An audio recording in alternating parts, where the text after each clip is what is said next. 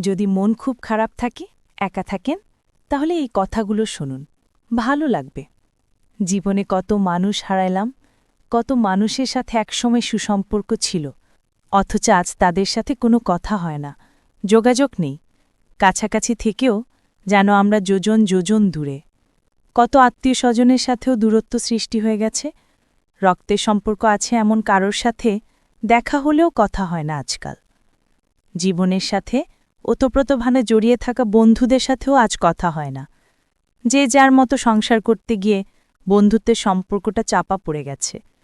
চাপা পড়ে গেছে আমাদের শৈশব রাঙানো সেই সব বন্ধুত্বের প্রগাঢ় ভালোবাসা। একটা সময় আসে জীবনে, যখন সবকিছু মানিয়ে নিতে হয়, সবকিছু মেনে নিতে হয়। হয়তো আমার মনের মতো করে কাউকে পাব না, তাই অন্যের মনের মতো করে আমাকে হতে হয়। এই তো জীবন। জীবনটা একসময় কেমন অচেনা হয়ে যায়।